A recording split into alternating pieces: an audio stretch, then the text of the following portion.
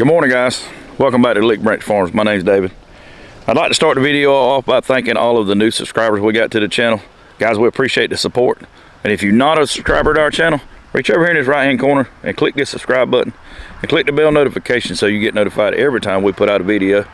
For you guys that are subscribed to our channel, it's good to have you back.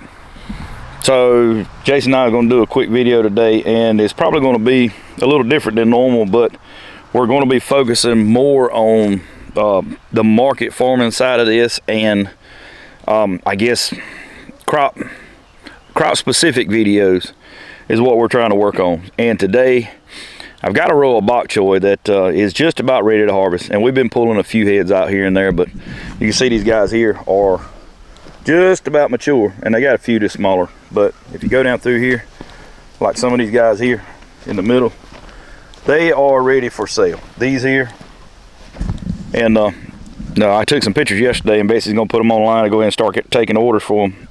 I don't know how we're gonna market it yet. I think we're gonna do a 2 for 3 or a 3 for 5 type deal, and try to move them that way. And since these are ready to come out, and I mean we'll still keep them in the ground for 2, maybe even 3 weeks, we are putting our succession planting in here in this row.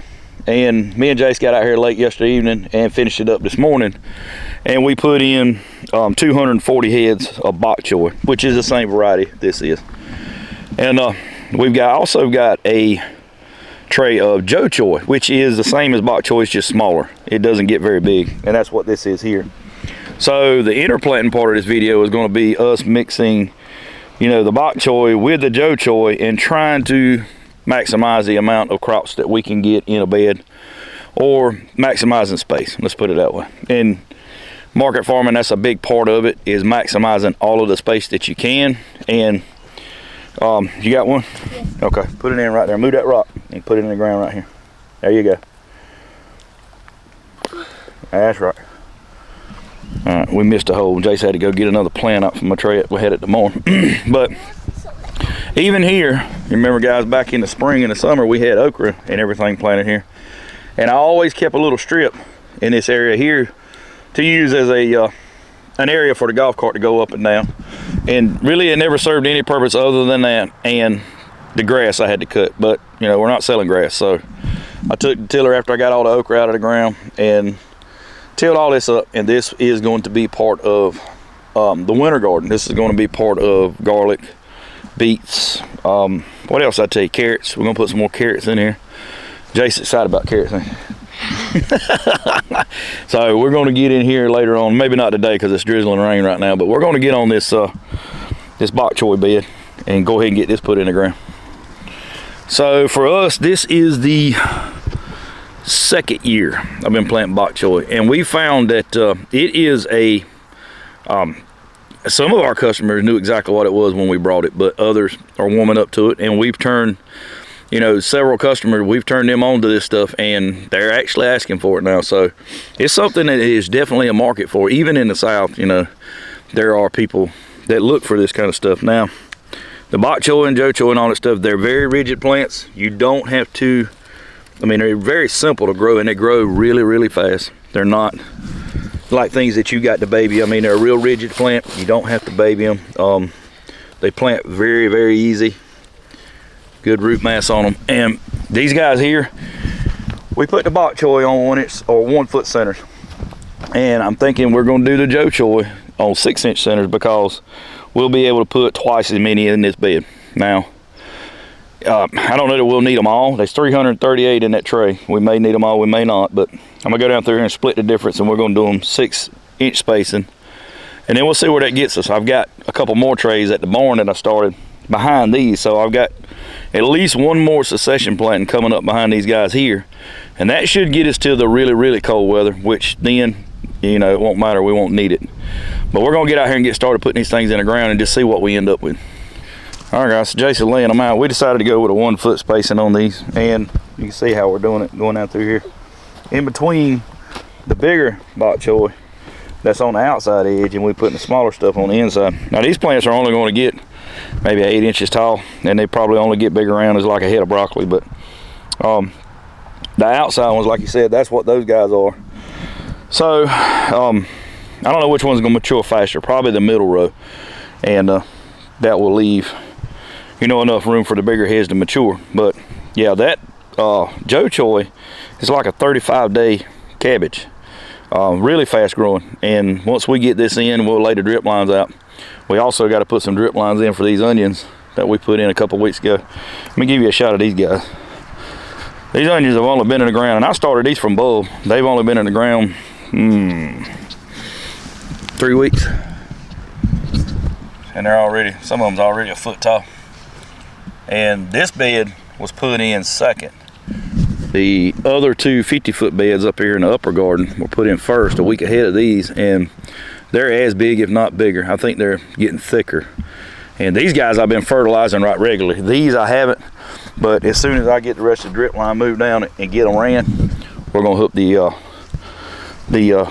irrigation injector up to it, and fertilizer injector up to it, and go ahead and shoot the juice to it. Try to get them as big as we can before the cold weather sets in. So for you guys that's new to our channel, we're in zone 7B. We're in central North Carolina. We're right on the North Carolina-South Carolina line. And a lot of our land is sandy loam. The rest of it is kind of a clay. But this land that we're farming, we've only been cultivating for 3 years now. This is third year, yeah. And we're a 4-season farm, so we plant year round. And we are on to our cool season stuff, which you can see: collards, cabbage, broccoli, more collards, red and green cabbage, bok choy. Over here there's 2 rows of cabbage, which this is capture, and then I got a row of cauliflower. This is my first season growing cauliflower, so that was just a trial. And if it works out good for us, come spring we'll plant around it. We got 2 rows of turnips, purple top turnips. I planted them last week. I got a riser about to fall over, Jace. We're going to have to nail that in a little harder. And then I got 2 rows of carrots. I got 1 row of mokum, and I got another row of Napoli that I planted last week.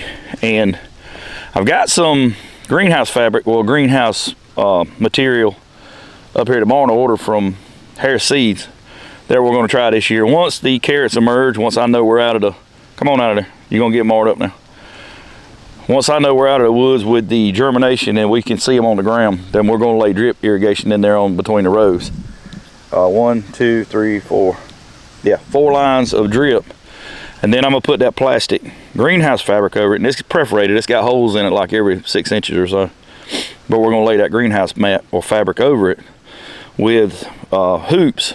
And let it run during the winter like that. That'll give it the greenhouse effect to where maybe it'll capture more heat. And plus we'll be able to irrigate without having to spray it. So that's 2 forms of protection.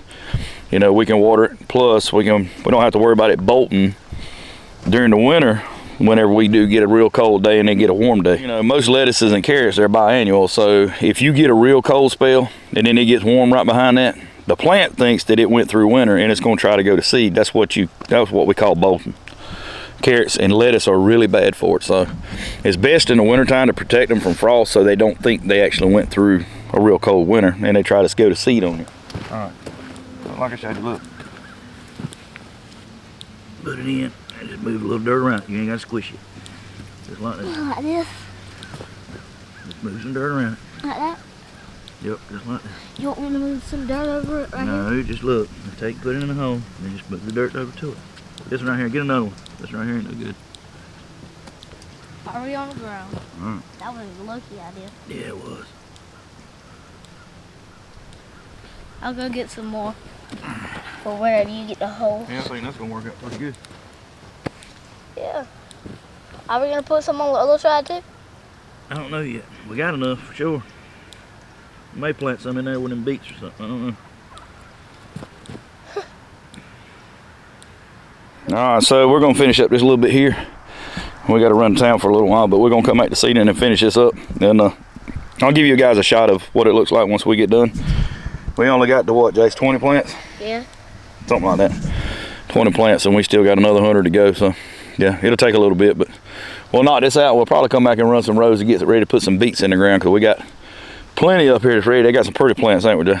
So, all right, guys. So we come up here to turn the fertilizer injector on for the upper garden for the lettuce and all that good stuff. And I'm trying out my new injector that I just built out of a siphon. I got a leak right here. I got to put another gasket in that. But, siphon injector from here.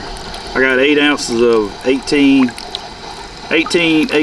26. I think that's what that is. And yeah, I'm trying to figure out how to get it set. Now it'll flat suck it down whenever you cut it off now. But I'm trying to leave it to where I can have it running for about an hour. Water all that in. So we'll come back up there and check on that in a little bit.